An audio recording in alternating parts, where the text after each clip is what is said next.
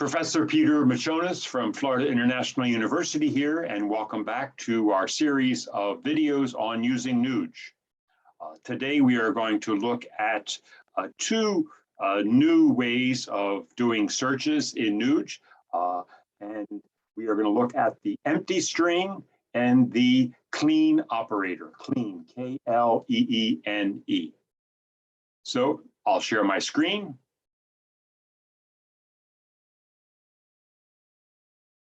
And here we have, Nuge. Okay, we are going to do File, Open, Text, Portrait of a Lady. Okay, just as we've done before. And the last time we were looking at complicated searches, and we were looking at, for example, I think we were looking at the phrase. This or the or this, young or old, as well as lady and woman.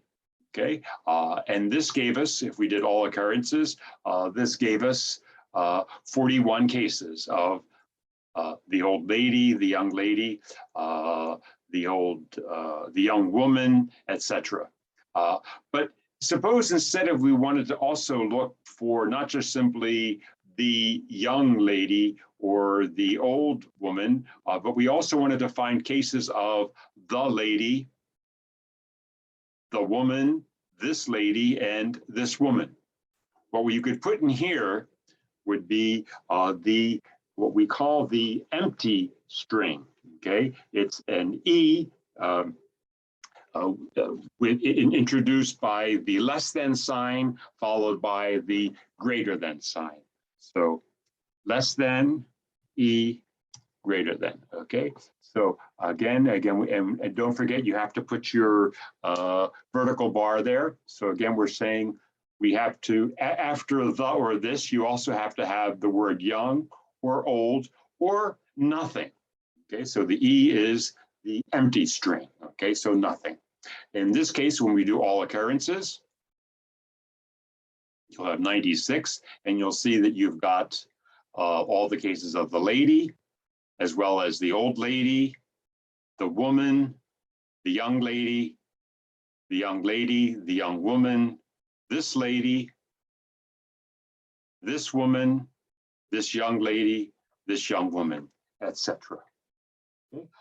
So this is called the empty set and is very useful when you're looking for sequences and want to include the possibility of having nothing in your sequence. Another example, we could use a very vertical bar, less than, capital E, greater than, close parenthesis, good. So this will find all the sequences of a very good as well as a good. Okay. Again, the parentheses have priority over the vertical bar. So here we'll look at this, and we've got a good, a very good.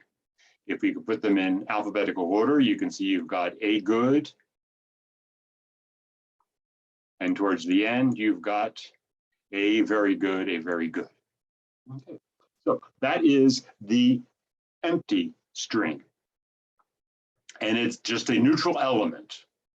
Okay, it just means nothing is there. Another useful element in Nuge is the Kleene operator, which means any number of occurrences. So if you had the word, if you used has, followed by a word form, okay?